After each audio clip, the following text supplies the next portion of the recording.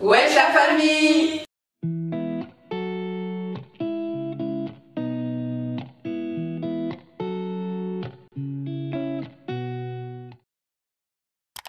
Coucou tout le monde, alors aujourd'hui on va se retrouver pour un tag qui va être la première vidéo sur une série de vidéos back to school qu'on prépare pour vous. Donc on va répondre à plusieurs questions, je ne veux pas tout vous dévoiler non plus, donc ça vous intéresse, restez avec nous.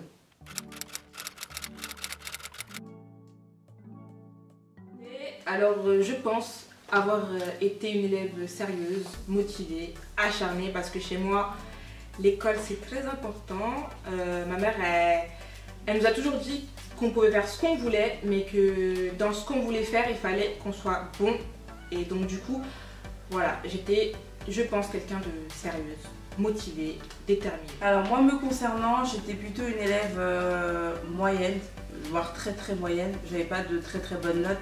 Pour moi, si j'avais un 9 sur 10, 9 sur 20 pardon, c'était très bien pour moi. Non, c'est vrai, faut dire la vérité, j'étais très moyenne.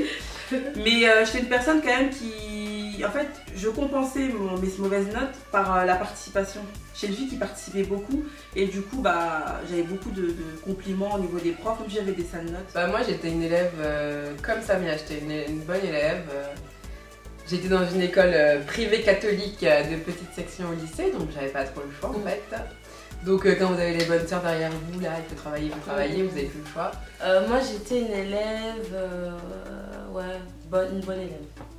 J'étais une bonne élève qui pouvait être encore meilleure, mais je me contentais en fait du minimum, tu vois.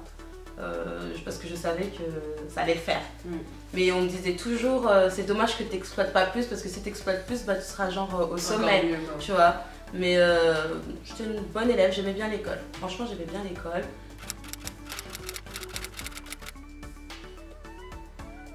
C'est difficile de dire parce que j'aimais un peu de tout sauf les maths. Mais si je dois vraiment dire une matière, je vais dire l'espagnol. Alors moi j'avais deux matières que je kiffais à l'école. La première c'était l'histoire. Il y avait histoire géo, la géo j'aimais pas. Mais l'histoire franchement je kiffais. Et j'aimais bien aussi l'économie. C'était vraiment une matière que je kiffais. Moi la matière que j'adorais, encore comme ça, c'est l'espagnol. La deuxième matière que j'aimais bien c'était la physique-chimie parce que j'avais un prof super beau que je kiffais, donc forcément je me suis intéressée à la matière au début pour le prof. Donc voilà. Pour l'impressionner. Exactement. Moi ma matière préférée c'était l'anglais. J'aimais beaucoup l'espagnol. Moi j'aimais beaucoup anglais, espagnol. J'étais la meilleure dans le domaine, j'avais 19 de moyenne et tout. Mais après c'est vrai qu'au lycée je me suis vraiment concentrée, focus sur l'anglais parce que j'adore les États-Unis, j'étais fan de Chris Brown, il fallait que je comprenne les chansons, donc forcément il fallait que je m'intéresse à la langue. So yeah, English is amazing.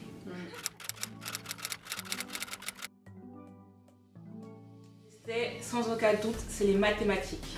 Je suis désolée, mais pourtant c'est pas faute d'avoir essayé. Vraiment, j'ai tout fait, mais ça passait pas. Le théorème de Pythagore, jusqu'à présent, dans mes études, je sais pas le faire. Je sais pas le faire et ça me sert à rien. Donc moi je vais rejoindre Samia, franchement, c'était mathématiques. Ah ouais, vraiment. Les maths. Franchement, non mais j'aimais pas. Franchement, ça voulait pas rentrer, j'avais beau essayer, j'avais tout le temps 6 de moyenne. Je faisais des efforts mais ça rentre pas. Franchement les maths, je sais pas qui aime ça. Mais franchement les maths, moi j'avais du mal, je comprenais rien. Non, ça vraiment là. Moi les matières que je détestais, c'est le français. Parce que je trouvais qu'il n'y avait pas de but en fait. Il n'y avait pas de... On allait où? C'est comme si vous marchez, vous savez pas où vous allez. Le français, je trouvais qu'il n'y avait pas d'utilité, il n'y avait pas de logique. Et dans le même... pack, je vais mettre la philo parce que pareil, ça me saoulait, je devais réfléchir, partir dans des délires de je sais pas quoi et voilà, moi c'est pas bon. Moi ma matière détestée c'est les maths, mais mon dieu, c'est les trucs déjà où tu dois trop réfléchir. C'est pas mon délire, honnêtement. Mais j'avais une prof qui m'avait fait aimer aussi quand même un peu les maths. Elle s'était battue, j'avais réussi à avoir un 11 de moyenne, je sais pas comment j'avais fait. Mais elle était motivée, franchement elle m'a boosté, tu vois quand t'as aussi un prof qui te donne envie, plutôt que quelqu'un qui te met des triangles au tableau, tu comprends rien.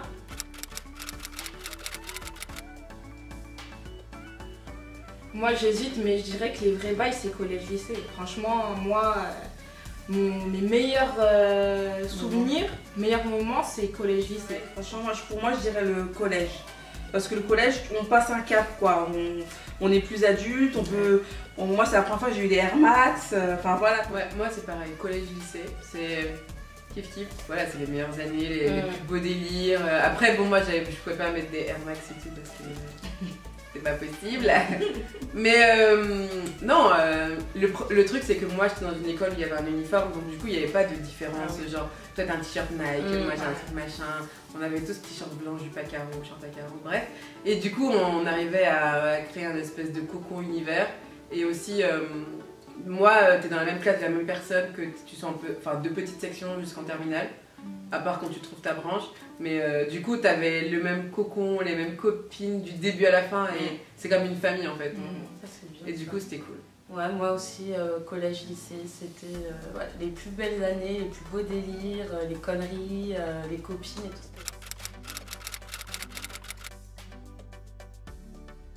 C'était mon anniversaire, j'étais Voilà. contente. Avec Ma quel âge? mère, je crois que j'avais 7 ans. Ouais. Ma mère, elle m'avait habillée en marin, tu vois, c'était trop la mode les costumes marins. Elle m'avait acheté une dinette, c'était le feu quoi. J'ai regardé ma montre, elle m'avait acheté une montre comme ça, c'était le feu. Là je me mets à nu, là vraiment je m'affiche. Je me donne là, vraiment. J'avais 3 ans, c'était à la maternelle. Voilà, paraît-il que les filles disent que, C'est trop mignon. que mon fils me ressemble sur cette photo. Ah oui, trop Paraît-il. C'était les photos, enfin à l'époque où les darons vous faisaient les nattes collées là, vous laissez ça pour 3 mois là. On voit qu'elle a une tête de têtu. Voilà. Non, Une mais... tête de meuf, si tu m'énerves Ouais, là. Moi, c'est cette photo-là. Qui te parle le plus. Ouais, parce que c'est ma première année de BTS. Et c'est quand j'étais en études, ça y est, je grandissais, j'habitais plus chez papa-maman, j'avais mon appart. Et puis je me suis dit BTS, ça y est là. Enfin, j'étais trop contente d'être en BTS. C'était l'indépendance en plus. Ouais, grave.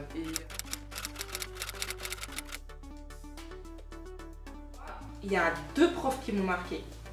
Une prof, c'était une prof d'anglais en 4e. Je me rappelle très bien, elle s'appelait Madame Hernandez, c'était ma prof principale. Deuxième prof qui m'a marqué, c'est un prof d'histoire géo qui s'appelait Monsieur Garbi. Et c'était un prof exceptionnel et je pense que si j'ai fait des études aussi longues, c'est grâce à ce prof-là. Moi le prof qui m'a marqué c'était l'histoire géo, hein, ma matière préférée. C'était Monsieur Torres, que c'était au collège et franchement c'est grâce à lui que j'adorais l'histoire géo parce qu'il avait une façon de transmettre les choses. Moi, la prof qui m'a le plus marqué, c'est ma prof d'art et maquillage, quand j'étais dans mes études en fait. Et au début, je suis arrivée, j'étais une grosse merde. J'étais un gros caca, enfin, vraiment en dessin, art, maquillage et tout. J'étais vraiment nulle à chier et j'arrivais pas en fait à retransmettre ce que je faisais par exemple sur un visage, sur un papier. Et elle m'a tellement boostée, elle m'a tellement motivée qu'à la fin, j'excellais. J'ai 2 profs qui m'ont marqué. Le premier c'est Monsieur Joseph. C'était un prof de français, j'aimais beaucoup sa manière d'enseigner. Sa manière de nous apprendre à lire rapidement, tout ça. Et ma prof de pharmaco à l'école d'infirmière, Madame Dimitrescu, elle m'a traumatisée, mais grâce à elle, maintenant je suis carrée et je retransmets ça aux élèves en fait.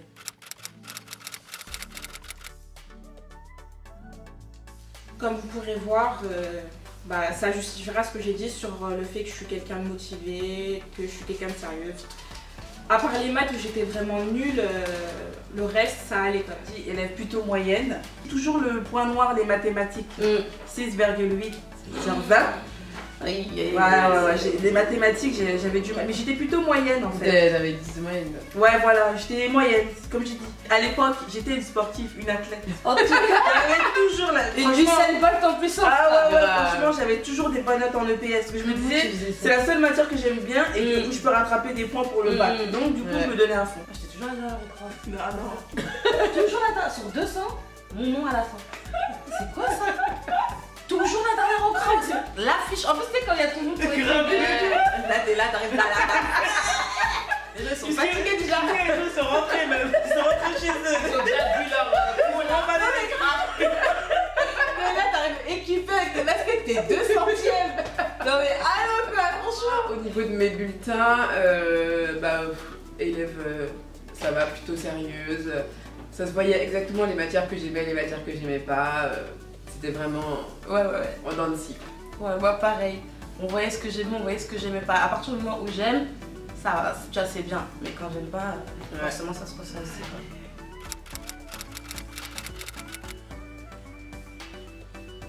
Bah oui, donc j'ai eu mon bac économique et social, mention assez bien.